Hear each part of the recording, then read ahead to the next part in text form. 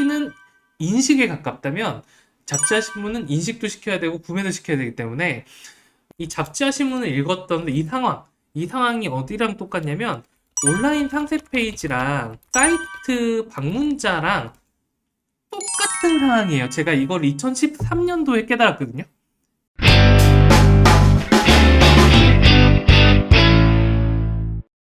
자, 브랜드명, 제품명, 컨셉 잡기, 상세 페이지, 글중 상세 페이지 만들기에 도움되는 책 추천해 주세요. 예, 이렇게 이게 세 가지 주제예요. 1번, 2번, 3번. 예, 이렇게 나눌 수 있습니다.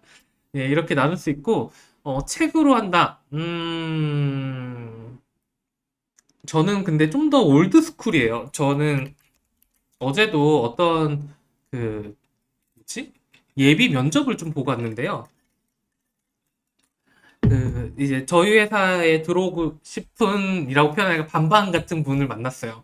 이제 되게 재능도 있고 창의력도 좋고 그다음에 이제 업무 영상이라든가 뭐 그래픽 같은 업무 그다음에 좀 약간 자유로운 영혼 저희 회사는 약간 자유로운 영혼을 원합니다.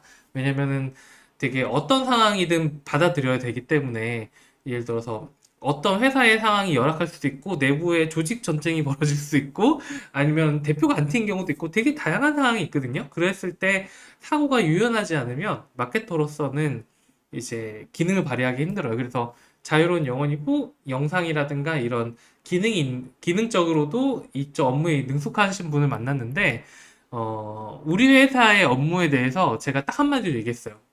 우리 회사는 올드스쿨입니다. 자, 올드스쿨이 무슨 얘기냐?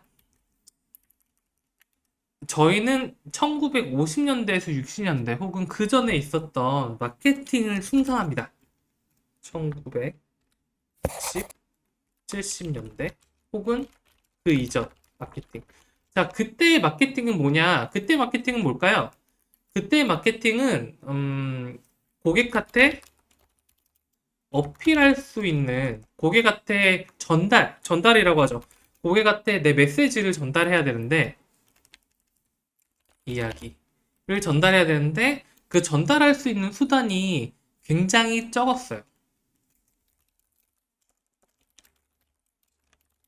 예를 들자면 잡지, 뉴스 레터, 아주 제한된 TV. 그리고 대부분은 잡지와 신문이라고 하죠. 신문이라고 할게요. 신문으로 대부분의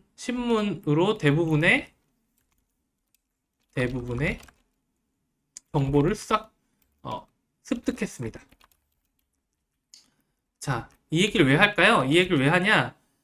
근데 이때가 1960년대, 70년대예요. 잡지와 신문에서 대부분 정보를 습득합니다. 그러니까 마케터는 뭘 해야 될까요? 잡지랑 신문에서 내가 물건을 팔아야 돼. 그럼 뭘 해야 될까? 일단 TV랑은 좀 다르죠. 잡지와 신문과 TV의 다른 점은 TV는 매우 제한돼 있죠. 그러니까 15초 이내에 무언가를 전달해야 되고 15초 이내에 무언가 전달하기 힘드니까 대부분의 TV 광고는 어그로예요. 이슈예요. 그러니까 사람들이 내 광고를 보게 만들어야 되고 내 광고를 보고 이름만 떠올리면 돼. 그렇기 때문에 자극적이고 이슈가 나와야 되고 MTV로 대표되는 전형적인 뭐랄까요? 창의력 관련된 크리에이티브적인 내용을 어필합니다. 근데 잡지 신문은 뭐가 다를까? 잡지 신문은 정적이고 정보 전달성이죠. 정적이고 정보 전달력. 그때 나온 책들이 어떤 거냐? 마케팅 불변의 법칙. 그 다음에 포지셔닝. 그 다음에 과학적 광고. 이런 책들이 그때 나옵니다. 그때 왜 나오냐? 고객한테 이야기를 전달했을 때 그들의 인식을 이용하고 그들한테 설득력 있게 활용하고 그 다음에 그 내용들을 어떻게 하면은 긴 전면 광고에서 고객들이 이 제품에 대한 인식이 바뀌고 구매를 하게끔 만드는 그러니까 잡지와 신문은 목적이 아예 구매에 가까워요.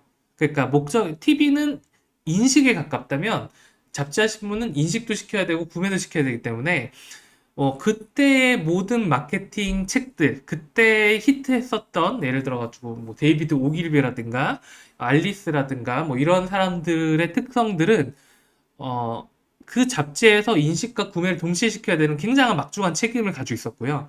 그리고 그나마 장점은 잡지와 신문밖에 정보 습득 수단이 없기 때문에 이걸 생각보다 사람들이 많이 읽는다.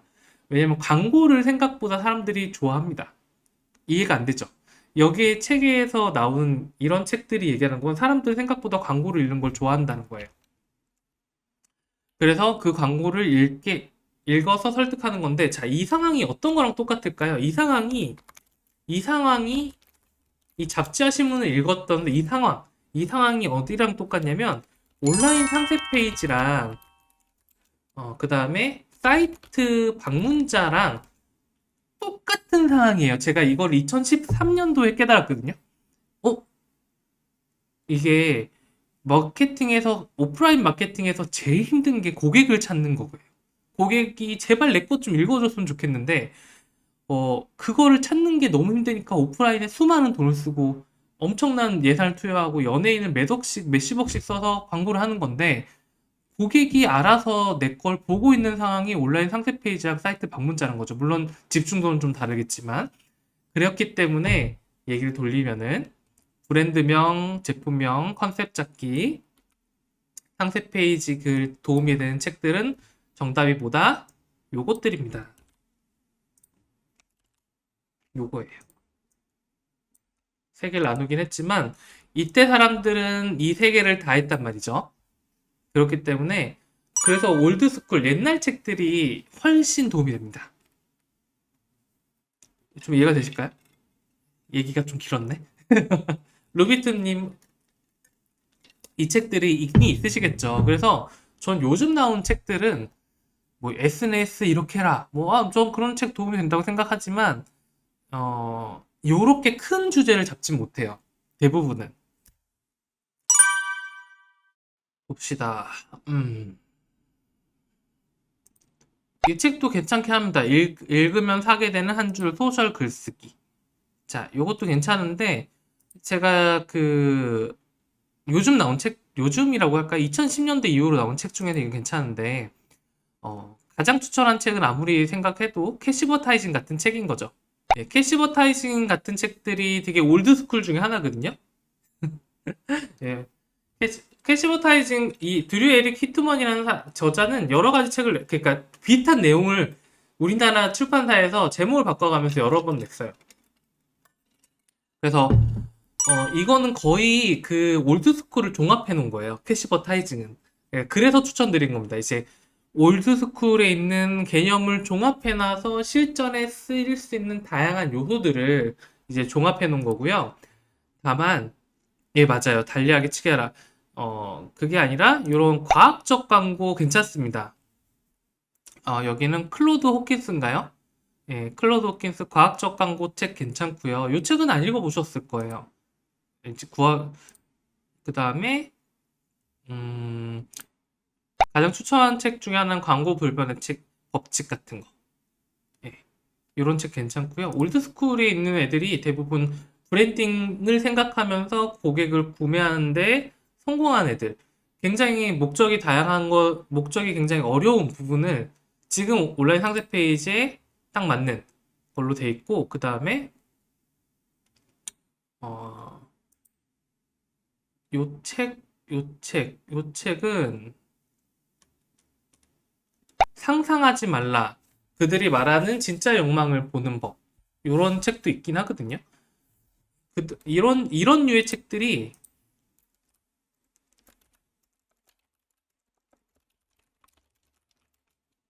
요런 책 있어요. 요 책도 요즘에 절판됐을 것 같은데. 나오네? 나오네요. 요 책도 추천할 만합니다. 그들도 모르는 그들의 생각일 거예요. 제가 확대를 해드릴게요. 요 책도 추천할 만합니다. 요것도 약간 요거는 상식 밖의 경제학하고 캐시버타이징을 좀 합쳐놓은 거예요. 상식 밖의 경제학이란 책은 혹시 아시나요? 상식 밖의 경제학? 그러니까 이런 거라고 책은 제가 볼 때 두 가지 종류가 있습니다. 뭐냐면 첫 번째는 스킬, 기술, 마케팅 기술용.